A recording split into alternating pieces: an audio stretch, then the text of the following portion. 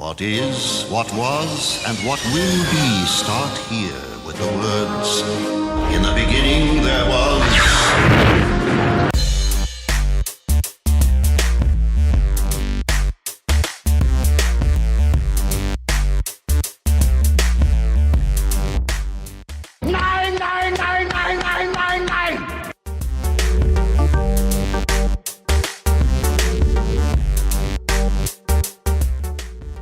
Hello, and welcome to episode 9 of Bearded Game Masters. As always, my name is Ron, and I am joined with Mike here today.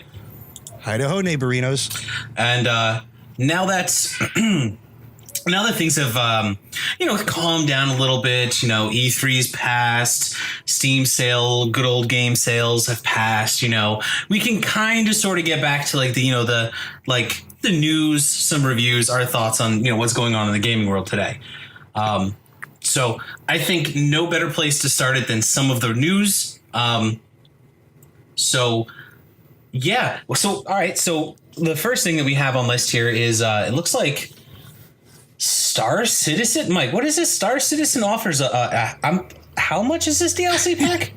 A $27,000 DLC pack. Okay, now I'm not familiar with Star Citizen or why it would have a $27,000 DLC pack. So would you care to elaborate? Okay, well, the simple explanation is Star Citizen has become a religion. And to talk ill of Star Citizen is going to lay the hammer down from the defenders. Okay. But in truth is, this thing's been around for years now. And it was basically a giant Kickstarter program for like the most ultimate science fiction simulator game out there, so that you fly ships. You basically living through Star Wars, through like Blade Runner and Star Trek and all that, or lived in universe. And it was supposed to be this big grandiose thing.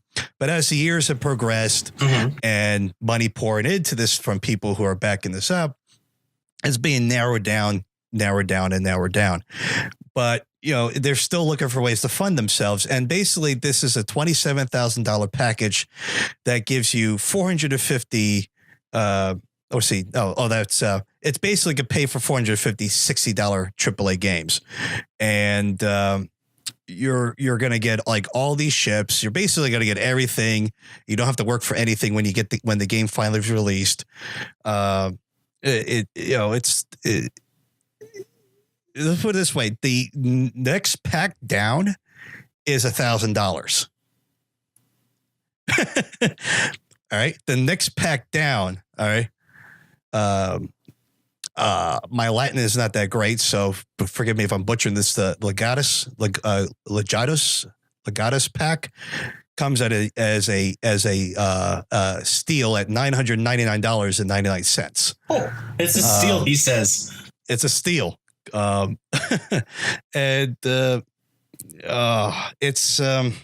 me, this is getting ridiculous. This game should just be coming out already. It's got big names behind it, like Mark Hamill.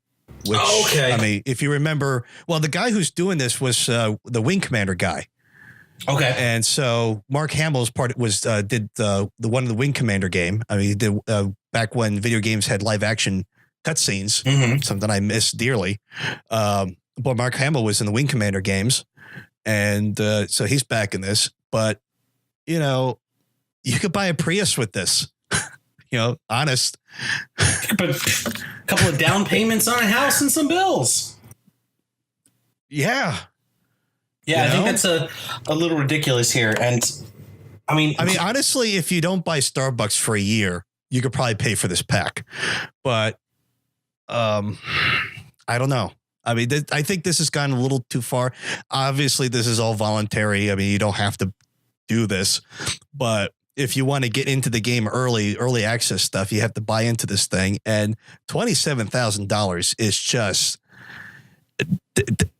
something's wrong with this package. Something's wrong with this idea. Is there any release date on Star Citizen? Because hasn't it been in... when it's done, it's done. That's what we keep getting. And it's, like I said, it's not backed by a publisher. It's backed by Kickstarter money, and they've gotten a lot of money. I don't wonder if it's possible for me to look that up right now, to be honest.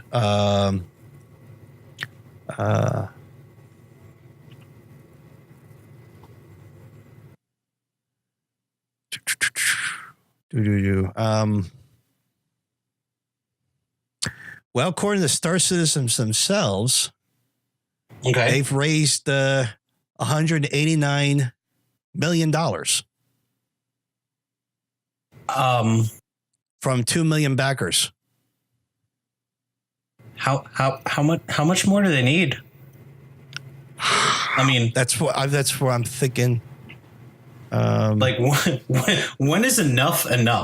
Like, and I mean, like, I know it's a lot of money to make games and everything, but right, like, Jesus already, like, that's just, call me crazy, but I think that's kind of a lot.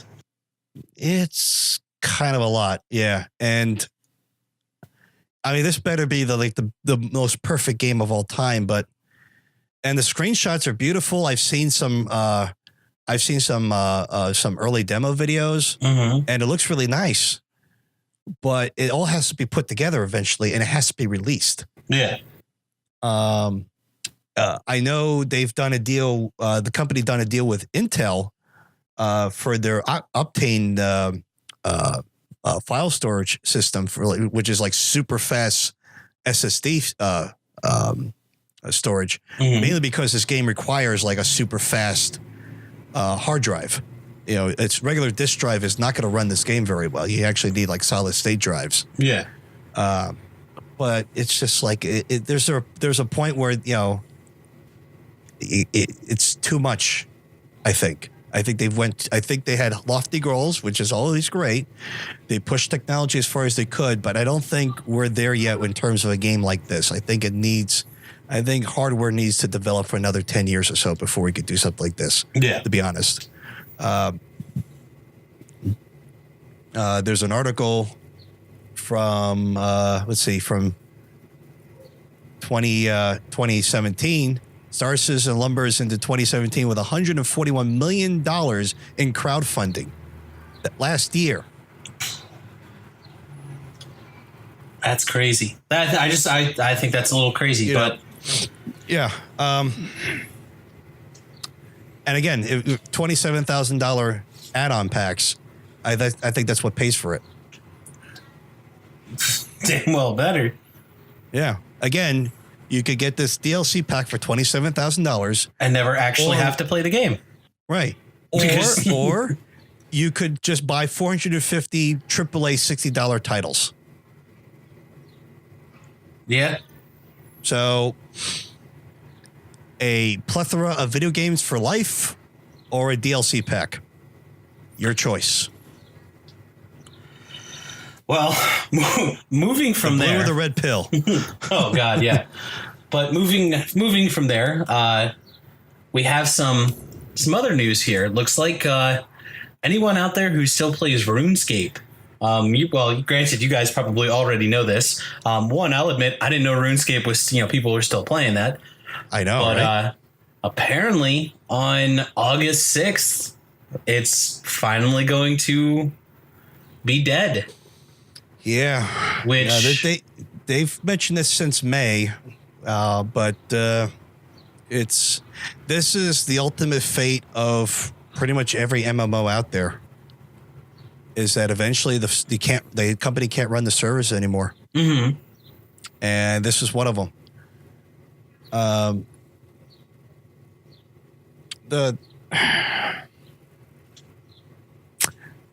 excuse really is that the code is just too unworkable to keep fixing, and I can understand that. I mean, you work on the same code for so long, eventually is unworkable. I do know that you look at how Blizzard has treated the World of Warcraft. They basically have to overhauled the code a couple times, or at least once.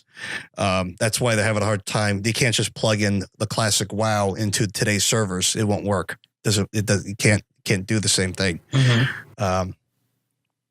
But yeah, this just 17 years this thing ran, which is impressive. And very impressive. That's a long time to have that going on, and also to have like a dedicated fan base. Now, was that subscription based, or was that just like you paid and played as much as you want, or did you just have to download it? I don't know.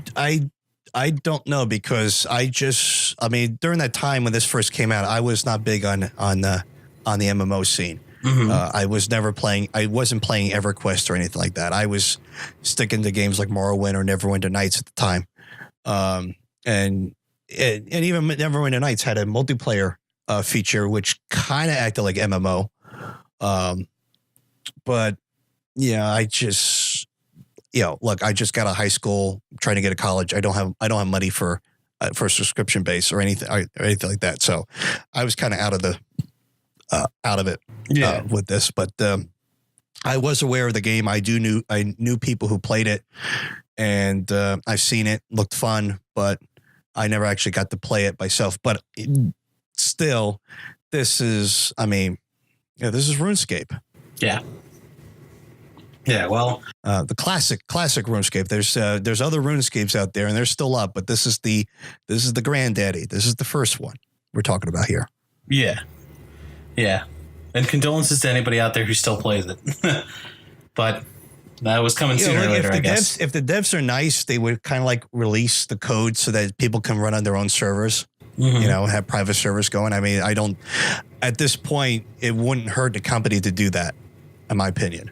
I mean, you're talking about a game that's 17 years old. They're not making money off it anymore. Yeah. So let the handful of people that truly love this game and appreciate your hard work continue to do it.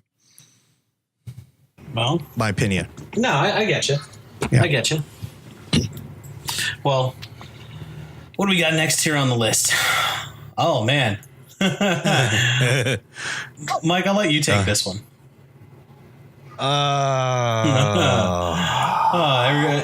One of our favorite games here. This is pain. This is absolute pain. Yeah. So apparently, the reason why Aliens Colonial Marines did not work, or at least the aliens just sucked, was because of a typo in a .ini file, for the game, and it's one letter was added to a term, and of course, doesn't work. And apparently, when they fixed this modder fixed it, it actually improved the alien AI substantially. This one little bug. Now, granted, this does not fix the horrible texturing, the animation, the story. Oh, God. All right. This doesn't fix any of that, but it does fix for the 3 or 4 times you ever get to fight an alien in this game, the AI for the alien. Mm-hmm. Yeah, and apparently you can go online and you can look up the videos. Yeah. Like video of it after they fixed the code and they tested it out, and yeah, it's pretty noticeable difference. It's a very big difference. Yeah. Now you and I got to play. We slugged through this together ourselves, and maybe we should do this again at some point. Well, I do remember. I think this is the same guy who did this, who's doing this mod, which basically overhauled the game, and the overhaul was much better, in my opinion. But this game. I mean, this is supposed to be official canon, and this is technically it is official canon. I hurt to say that, but like, the Alien franchise is near and dear to my heart. It's one of the few It's one of those childhood franchises I grew up with, and I hold to it dearly. Love the movies, even Alien 3. In fact, I love Alien 3 a lot. All right, there's a great was it Chris Packman, the movie reviewer? Yeah, I think that's his name. Who did a good review of Alien 3, and I think it's well deserved. Chris Stuckman? Stuckman, yes. Okay. Sorry. No, I don't know what you were on with that one, but yes. Yeah, I don't know. No. I'm terrible with names. right, George? Yeah. But this game was, I remember the screenshots for the PS2 version of this game. Okay, so this thing was in development hell, and there was no salvaging this at all. Okay. Yeah.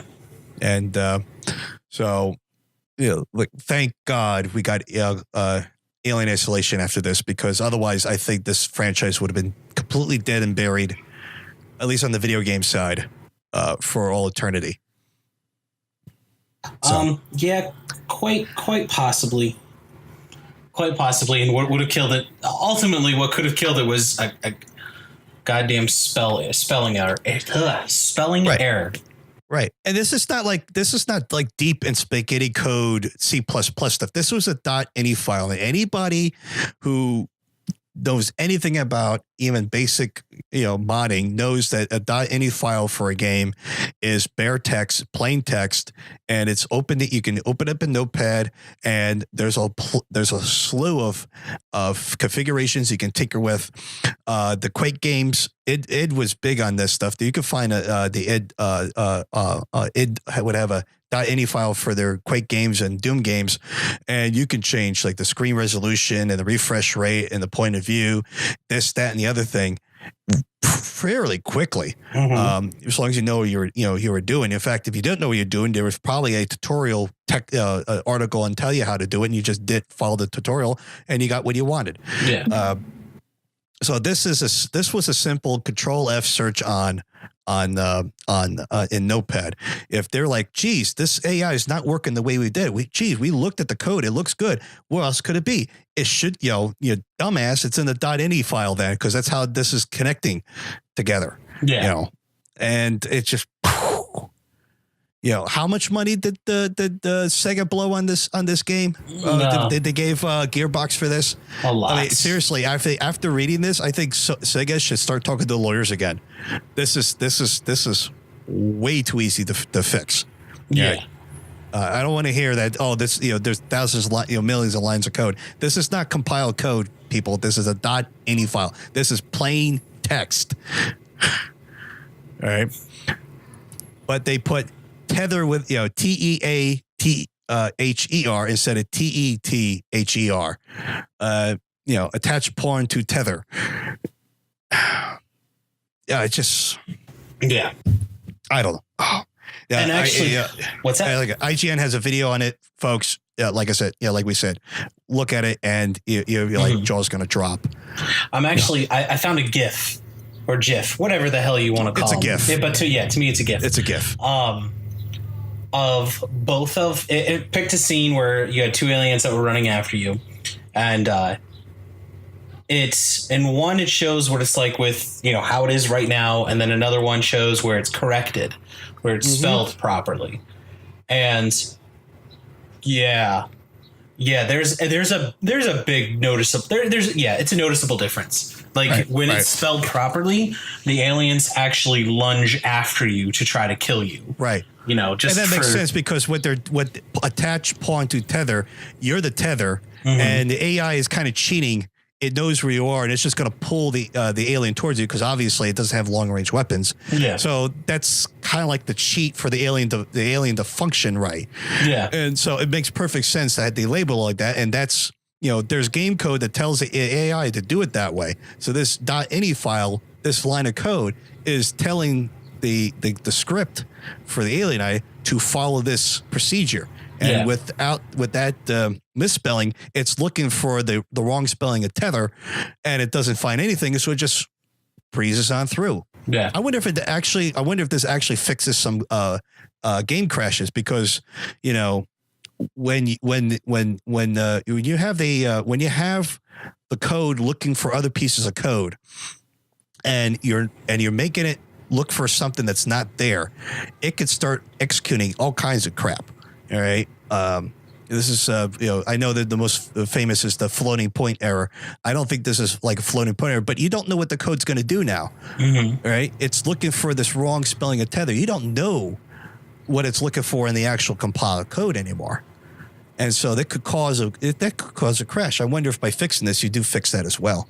But yeah, this is, like I said, to me, this was a dumb mistake and should have been fixed from the start. Yeah, I'll agree with you. That's a little... All right, with all the money that Sega gave them, Gearbox, and I don't want to hear, will they spend it on Borderlands 2? They shouldn't have spent it on Borderlands 2. Wasn't part of the deal. Yeah. You know. Hey, Larry, you want to, look, we'll give you an extra bonus. You want to spend the weekend looking at the .ini files, make sure everything's all typed right? There you go. Yeah. Problem solved. Good job, Larry.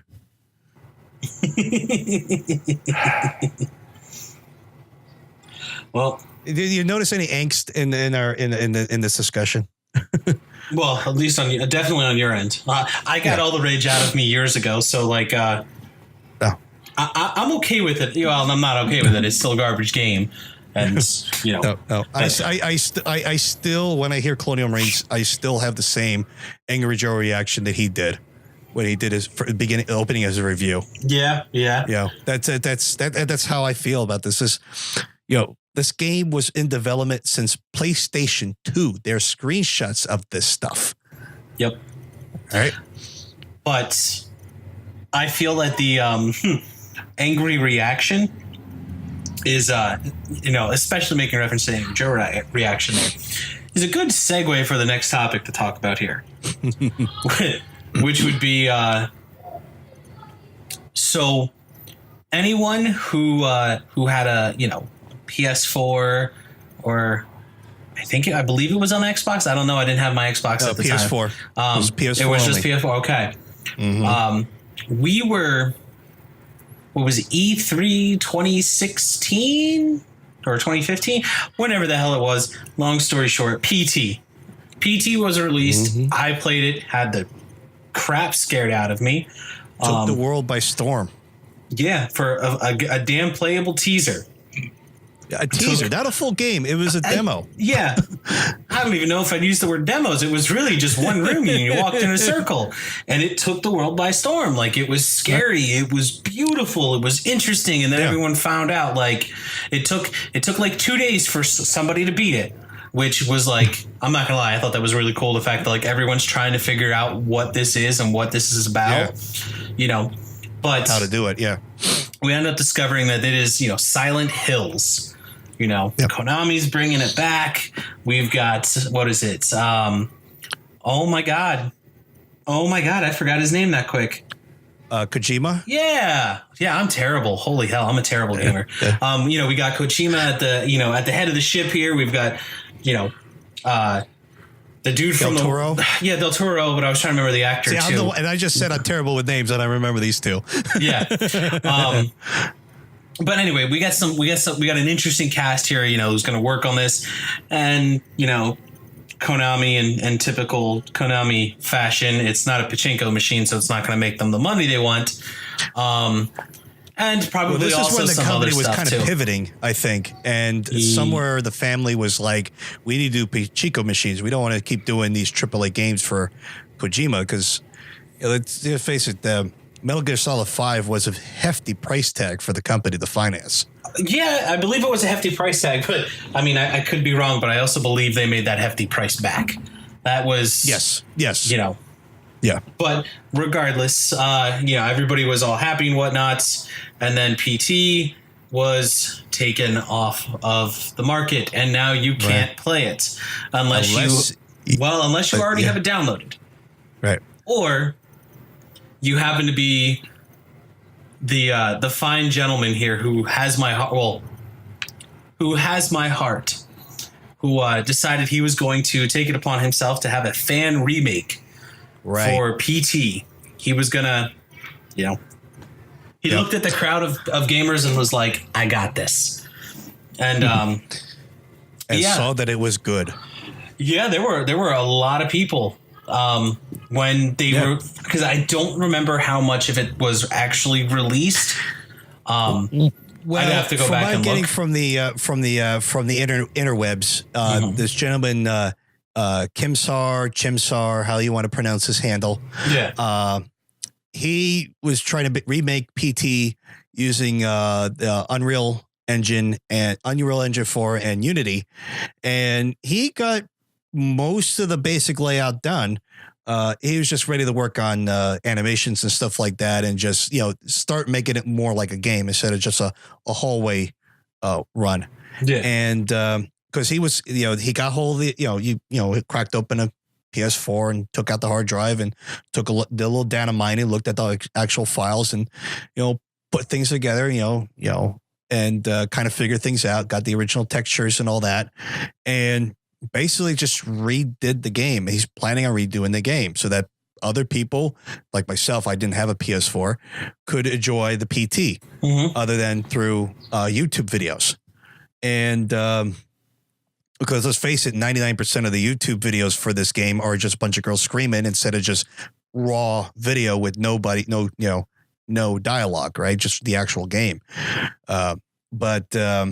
No, like he did one release and then he got a phone call from Konami. And this is actually where it gets really interesting. This dude is 17 years old, and Konami, obviously they told him to stop, take it off. You can't do this. But according to this kid, they're offering him an internship at Konami, and apparently Konami is interested in doing AAA titles again. No confirmation from Konami themselves if this is actually a thing. This is only coming from the kid. So, we could take this with a grain of salt. I would take this with a grain of salt. I mean, Konami made such a big stink in getting rid of Kojima and dumping their titles and going to pachinko machines that I would think it would be nearly impossible for them to win over gamers' hearts again and right the wrongs of the past. I mean, they're not going to get Kojima back. He's gone. No. He's done. He's done with them. So that's a no. But I mean, this raises the possibility of another Castlevania in the future, maybe. But I mean, I hate to say it, but they do hold the rights to some the rights to some IPs that I miss. So give me another Castlevania. I'm okay with that. Yeah, Silent Hill. Give me a good Silent Hill. I'm okay with that. Yeah. So it's one of those things where I saw this. It went from happy to WTF. What are you doing?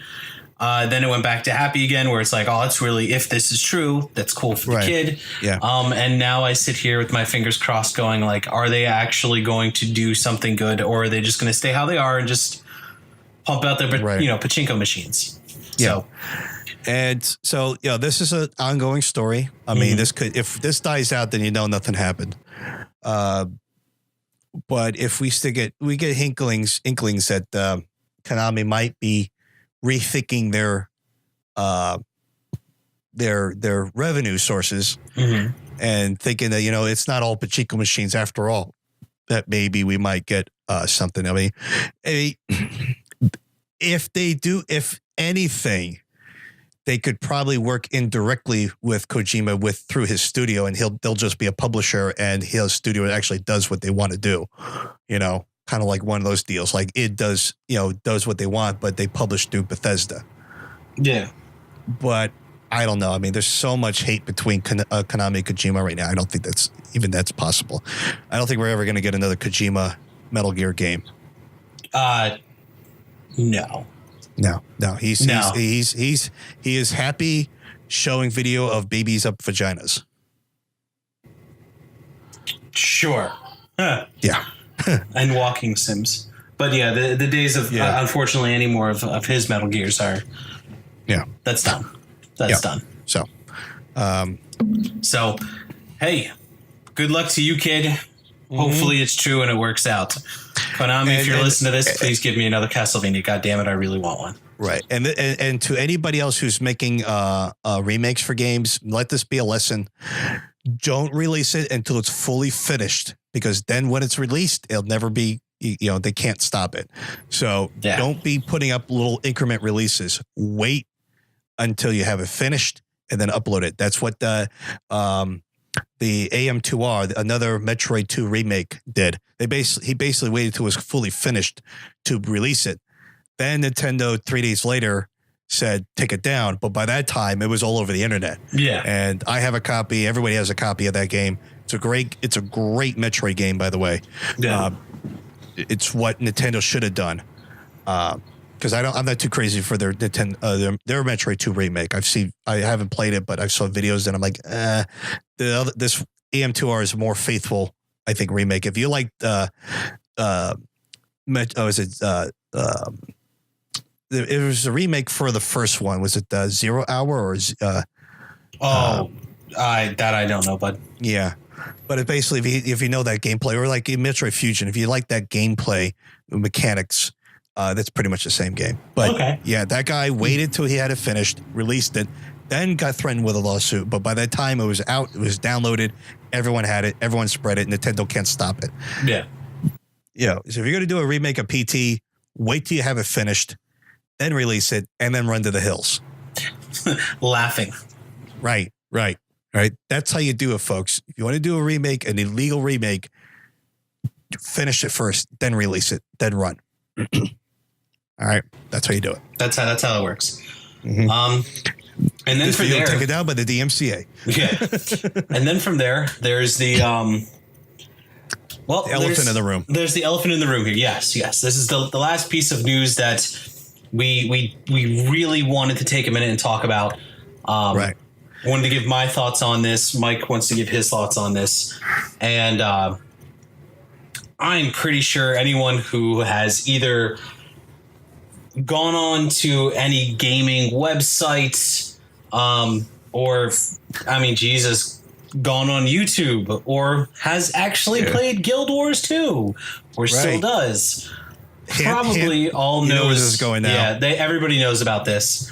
And this would be the devs that I mainly one of the devs that put their foot in their mouth and kind of, and they're going down kicking and screaming. Mike, do you want to take this one here? So let's just recap. All right.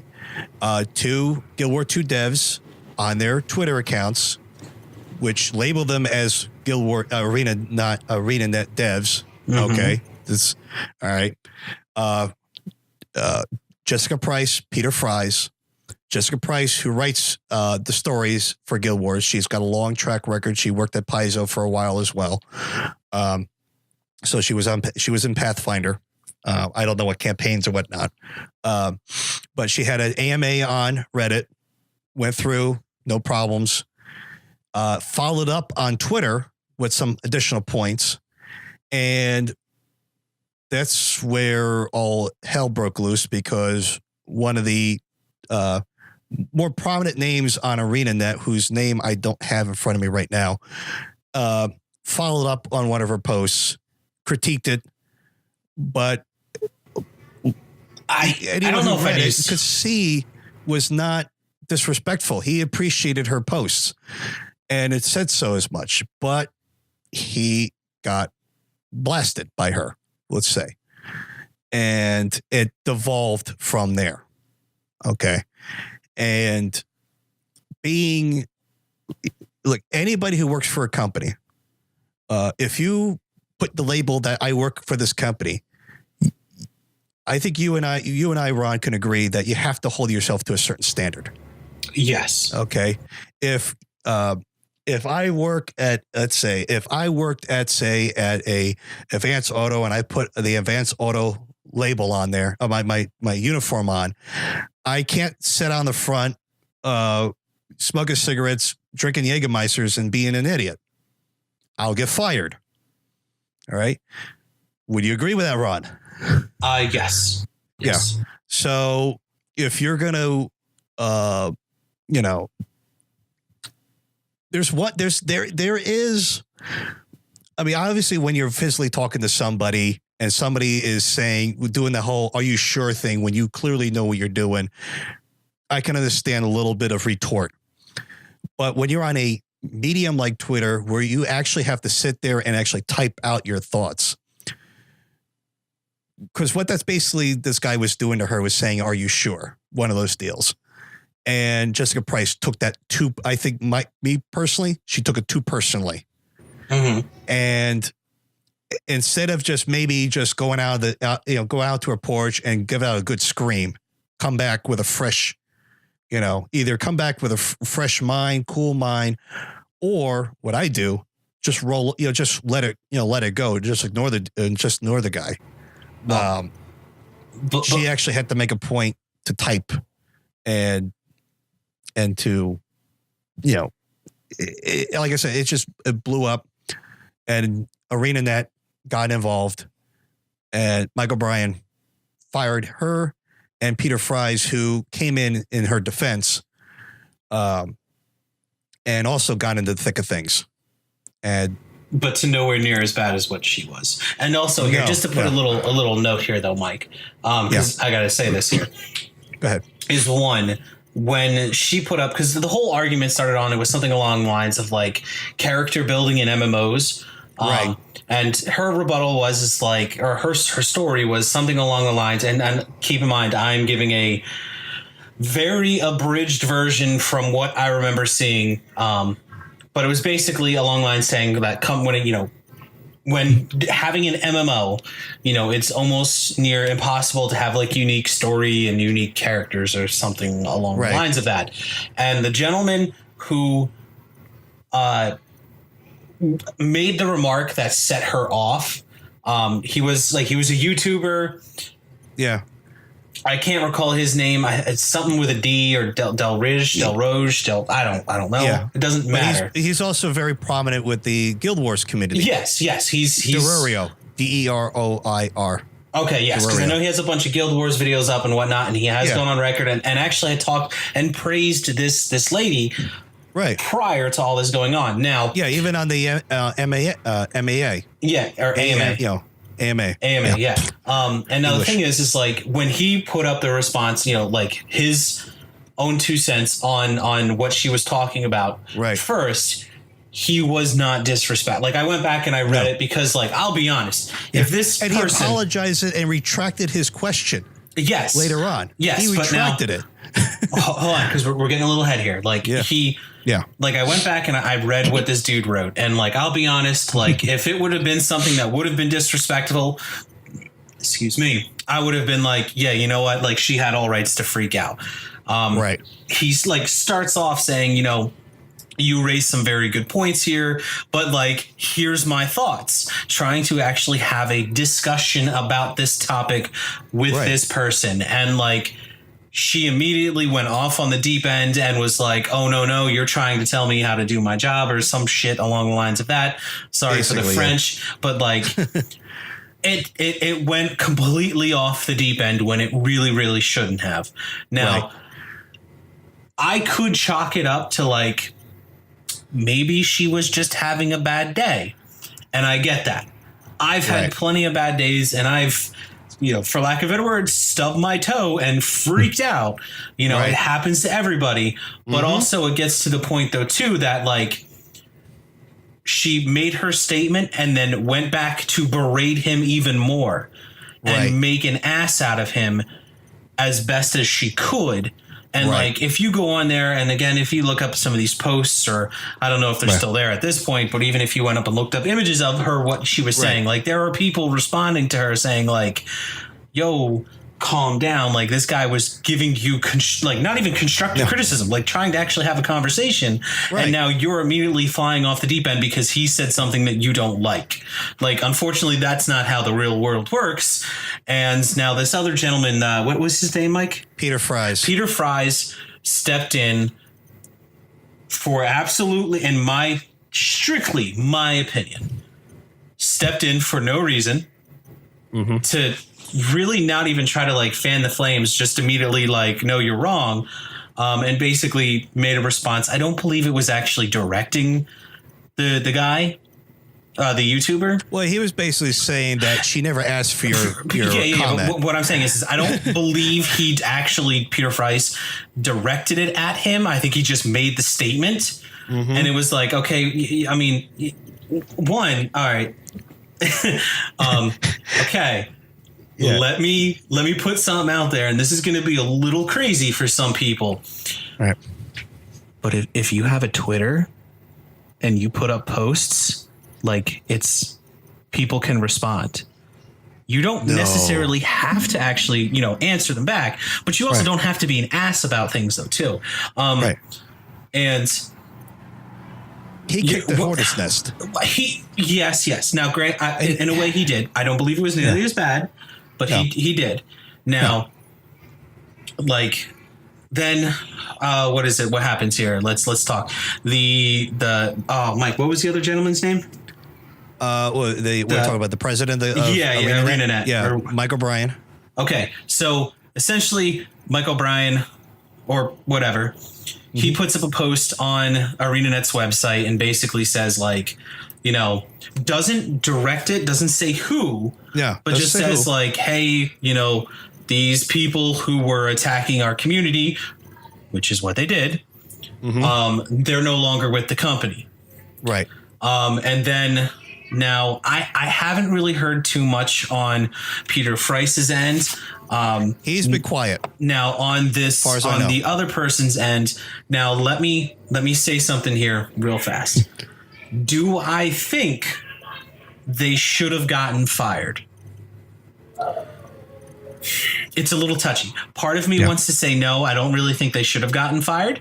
I think reprimanded definitely, but fired maybe that's just a little too much. But then also here's where I have to kind of kick myself in the butt on this and actually say no, that's not how this works. It's because the lady, whatever her name is, Jessica Price. Yeah, Miss Price. She goes immediately on Twitter and I was, essentially woe is me. And she's trying to say this is my private Twitter. I should be able to do what I want. When you have a Twitter and it's not marked as private and anyone can see your posts, it's not a private Twitter. Okay. And you labeled that yourself that you're a ArenaNet developer. Yes. To boot. Yes. If you, in all honesty, and this would go with, even with my job, even with my own responsibilities that I have IRL, if I have a social media account and I have on there that I work at this job and this is my title, that doesn't mean I can just be a dick to anybody that talks to me if they say something I don't like. Now, I'll be honest with you. Let's say you, Mike, say something. You put something up on my whatever, social media account that I have. And you're X, Y, and Z. I don't like this. Right. If you say something that I don't like, there is a thing where it's just let it go. Right.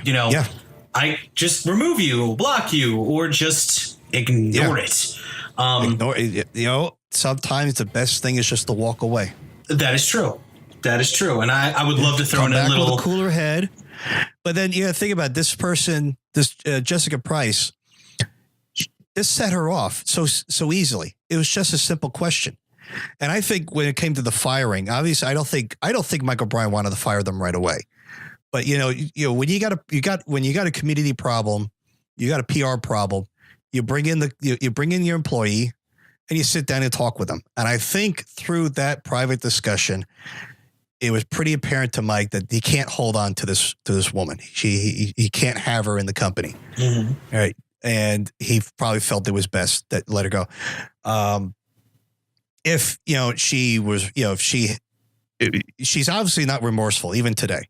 So if she has shown some remorse, if she said, I had a long night, I'm sorry. It shouldn't. I had a bad day. You know what? I would be like, all right, you know what? It's cool. Okay, make it post an apology and we'll move on. And it would have just blown over. That's it. Peter, now here's the thing. Both Jessica and Peter were fired. Now, if you look on YouTube, you search for this news, clearly she has no friends. Okay, no one's really defending her. Print media, on the other hand, is not only defending her, but the ugly hydra of Gamergate is rising from the ocean with this thing, and the battle lines from before are being redrawn again, and they're all, it's being made into a gender issue. It's being made. It's being turned into something up. It's being turned into something that it was never actually about. Right. Like, and again, I'll say the same thing. If this guy, and it wouldn't matter who it is, would have put something up there that would be disrespecting her, or, you can't do this, right, because you're a woman. Like, no, screw you, guy, you're wrong. Yeah. And I would be right there, shoulder to shoulder, defending this person for her choice of words. But that's not the case. If you read through her Twitter, she goes down, she falls back and just keeps saying, calls this gentleman my dude. If this guy said, hey, toots, all hell would break loose. Again, it's not even just that. It's a lot of it. A lot of it's there's layers on this that don't need to be here. You have a dev clearly labeled on a Twitter post, a Twitter account that's clearly labeled that this is her. She works for ArenaNet, therefore, and she's talking about a topic just coming off an AMA on an ArenaNet Reddit page. Yes. Right? She's clearly within this realm. She's not saying, hey, look at my pictures of my cats. And he's responding, hey, what about your AMA? I have a question. No, then he would be in the wrong. But she's bringing the topic up again. So she, I don't know. I haven't used Twitter in a long time. I don't know if you could post to Twitter and automatically block responses. But she obviously put up a Twitter post, several Twitter posts, because it was a long comment, inviting conversation. All right. She got conversation. She got an opinion that was different from hers. She blew up, on this guy and wailed on this guy. And he retracted. He pulled back. He wasn't having this. All right. But the whole community was like, chill. He asked a fair question. All right. Then Peter Fry comes in, being almost like a white knight. No, these are private Twitter accounts. Wrong. They're not. All right. If they made a second Twitter account, which I think you can, and clearly labeled this as a private Twitter account for my friends. This is, if you want to talk about, my ArenaNet stuff, go to this Twitter account. All right. I'm going to post my cat pictures on this account. All right. Yeah. That's your private Twitter account. And I completely understand if, you don't want to talk about your job on that account. All right. That's the one when you go home, your phone logs into, not when you're at work, and that, then your phone logs into the other one or whatever, it's the same reason why my home computer does not log into my work email. There's a purpose for that. I don't want to touch it. Yeah. All right. When I'm home. But this, this boiled down to two devs who clearly are labeled as devs with a Twitter account talking about a topic about a game, and then berating the community that had legit questions and comments. Yeah. And what this is now turning into is a war on gender and Gamergate again. Yes. Now, and this is why I don't read journalism. Now, I'm going to end it. Like, I had to give my thoughts on this. Like, I believe she's in the wrong. I wish all three parties the best of luck. But pull your head out of your ass for 5 minutes, realize what you said was wrong, and let's move on to the next big thing that's actually important. Right. Yeah. So, I think you and I agree that I think the whole idea whether the reason why they were fired really boiled down to their conversation with the boss. It very well could have. Just like any other job. All right. So, and they were both fired. Man and woman were fired. I don't see a gender problem here. This is not a gender thing. No. If Mike O'Brien fired all the women in the company, then we have a topic. We have a discussion. And then we have Vanity Fair would run it front page, no problem. But no, this is not a gender thing. Sorry. So before we move on to our next topic here, let's take a breather and Zen. All right, so now we have had the breather. got it out of our systems. Yep. like I said, I wish all parties absolutely best of luck, and I hope everything works out. But yeah, I had to get it off my chest, especially when there were things that are being said that have no right to. They have no bearing on the actual issue. No, even though there's really not an issue. Man. Yeah. So from there, okay. Before we end this episode, we got review. It's the fun part. It's the fun part. It's the less BS part. We've got a couple of reviews here on some games that are out. So, all right. So, Mike, what do you have here? What's your review? What one do you want to tell us about? This is a game that has been on my wish list on Steam for quite a long time, and this was one of those last second purchases that I did half asleep, and I actually didn't regret this purchase. Okay. And this is 2015's Han Solo Simulator. I'm sorry, Elite Dangerous. Okay.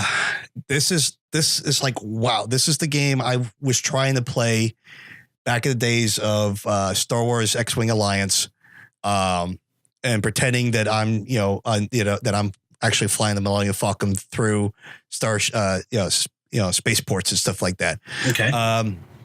Elite Dangerous is essentially a open world MMO space sim. It uses fantasy space physics. It's not like 2001: A Space Odyssey. It's a Star Wars style flying. But that be that as it may, I have no problems with it. So this game is, I'm trying to wrap my head around it because I've only been able to play this for a week, and I'm still finding new things. But this game is This game is on both PC and Xbox One, but I would say this is a game designed for the joystick. So I would definitely want to pick this up on PC and get yourself a good joystick. And if you're really into this game, look at those $400 beauties on the market right now, because you're probably going to use them. You're going to need as many switches as you can, because you can toggle and tweak every little thing about your ship with this game. And it makes me feel so giddy inside when I could do that. Yeah. Being able to fly into the starport, having to land on the one pad, by the way, that they tell you to land on pad, because you got to communicate with the space station, get permission to land. They tell you what bay to land in. So you got to fly into the space station, find the pad, land on the pad, and then you can go into the space station, and you can go into the it's all through dialogue boxes, but and hollow screens and stuff. But you go through through mission briefing. You can pick a mission you want to do, repair your ship, change parts of your ship, buy a new ship, buy crew, rent, pay for crew if you have a ship that's big enough for that. Trade. Different spaceports have different commodities at different prices. And if you're really into that stuff, you can kind of track who's selling what at what price and where it could sell it for more, and be that kind of guy. There's space combat, space mining. There's actual exploration. It's the whole Milky Way galaxy, but people haven't actually explored the entire Milky Way galaxy. So people are on the edge of the known game world and finding new star systems and mapping them and getting money, in-game money for that. So that's like really cool thing you can do. The game comes in two modes: the regular mode, which is essentially an MMO, and then you have a solo mode, which is essentially the same world at the same time, just that the other players are not loading into the world. All right. So all the events are still playing out for you. Because there's different empires and governments, and they're all vying for power, and people are doing missions for each and the other, and they actually affect the world, at least my best understanding. And so you have this living, breathing universe. Yeah. And I'm saying MMO, but this is a game that you pay for once, and you don't actually have to spend another dime ever again. All the DLC, all the microtransaction stuff is all cosmetic stuff. Decals for your ship, colors, different engine colors, stuff like that. All that stuff. Even clothing for your guy. is you can customize the look for your characters so when other players interact with you, they see this character. So you can actually buy you buy cosmetically stuff like eyeglasses and different jackets and stuff like that, which I think is pretty cool. Has no bearing on the core game itself. And so, yeah, you start off on this dinky little ship and you just progress yourself up the way you're playing it. All right. It's completely MMO, a completely open world, I should say. There's no, at least I can't find a coherent story that leads you on to the next thing. You're on your own. You could go wherever you want. You could do what you want. As long as you could pay for your fuel and get the money for it, you're cool. Do what you want. And it's, like I said, it's like, I find it awesome. And there's people who go really balls to the walls with this game with projector screens and multi-monitor setups and flight pedals on the floor and joysticks and everything like that. And I think there's a Android tablet app that lets you access a lot of the controls in the game, so you're not fiddling with a keyboard. It's making more like you're actually making yourself more like a cockpit. And so people go really strong with this game, and I can see why. You just get sucked into. All the worlds are visible or visitable. They're all procedurally generated. It's not like No Man's Sky where there's life and all that, but you can actually still fly through canyons and stuff, which I think is still pretty cool. So there's like starports on planets, asteroids, and there's ones that are out in space. Some are stationary, some are spinning. So you got to rotate yourself as you enter into the spaceport and stuff like that. So it's like, yes, yes. Thank you. And, I dusted off my Microsoft Sidewinder and I've been playing this. And yes, I have been taking an eye at those expensive joysticks and, making a wish list or two, just saying, this is a game that, maybe I should get a 4K monitor after all. Yeah. Now, is this, does this have $27,000 DLC in it? No. It's your standard trope. I think I haven't really looked at it, but I think it's the type where you buy a pack of for like $20 you get a pack of premium coins, and then from that you purchase what you want with it. I'm assuming. Don't quote me on that. I actually just never looked into it because I'm just happy playing the game as it is. Yeah. To be honest. So yeah, I mean, there's different factions in the game. You earn your trust with those factions as you do missions for them. Yeah. So if you want better missions, better pay, you got to make sure your ship's up to snuff for that. You want to be able to travel further between star systems and quicker. So you get bonuses if you finish quicker. You got to make sure you're good at combat because, you're playing with other people. There's a lot of dicks out there who are just going to try to screw you over. Yeah. There's pirates, real pirates. People play as pirates, not because they picked the pirate, because they're just playing a pirate. That's just how it should work. You're in the asteroid field to mine to get minerals and stuff. That's fantastic. Just watch out. Somebody's going to ruin you. All right. Possibly, So yeah, this is fantastic, I think. I'm interested in this. I actually did look up while you were talking there, I looked up a little bit on it, and I'll be honest, I haven't played a good flight sim in forever. Right. No. So I'm definitely going to have to check this one out. I'm just so happy there's a game now in this day and age, which, yes, you can play with a keyboard mouse. Yes, you can play it with an Xbox controller. That's fine. I could see this more with an Xbox controller than a keyboard and mouse, but I would say you got to play this with a joystick. Yeah. And, I know we were talking like Microsoft is working on with Razer to get a keyboard and mouse for the Xbox One. I think they should go a step further, get a joystick to work on the Xbox One, because this would be a launch title for it. This would be a perfect title to get the joystick, the official Xbox One joystick. This is the title for it. All right. All right. Oh, my mistake. It's actually also for PS4. It came out last year. Oh, really? Mm-hmm. I wonder if I doubt it just because Sony doesn't, but I wonder if there's cross-play. No. I'm pretty sure that's the version that you only play with other PS4 people. And if that's the case, don't buy the PS4 version. Yeah, right. In fact, at this point, any multiplayer game that's on PlayStation is available on PlayStation. If you could get it on a different platform, get on a different platform. My humble opinion. Yeah. But at least until Sony changes their tune. Which I'm hoping to God is sometime soon, but we'll see. They're going to do it when both Nintendo and Microsoft are dragging them, kicking and screaming. Yeah. I don't wanna.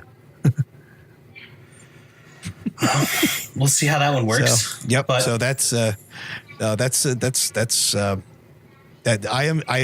I'm doing this review with a smile on my face. I like this. I love this game so much. Yeah. I'm gonna have to check that one out. Actually, I'm pretty intrigued. You can be Han Solo.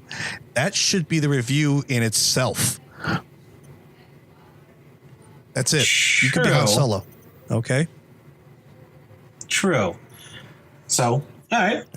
Okay. Well, it looks like on my end here, my review that I have here is going to be it's Vampire. Yeah, we'll go with Vampire. So I played it on the PS4. Brief, quick synopsis here of it for you. Takes place in 1918 after the Great War. Okay, after World War I. Question. You play as Jonathan Reed, Dr. Jonathan Reed, and basically you're a vampire, and you get to roam around, Victorian London and at night and do vampire things if you'd like, without ruining any of the story. Because I think I'm pretty close to the end. I'm not 100% sure, but you, so one of the things that really intrigued me about this particular title is that, you have the choice where you can kill and drink the blood of the, people that you meet, and, or you don't, and you can or you can't, it doesn't matter. If you do, essentially, like, the more you know about the people that you meet, the more experience that you get from them. So the more you befriend, the NPCs in the game, and then if you choose to, drink their blood, you'll get even more experience off of them. And think of that as the easy mode. And then the hard mode is you don't kill anyone. You don't kill any of the NPCs that you meet. You can kill the enemies that try to fight you. It's got a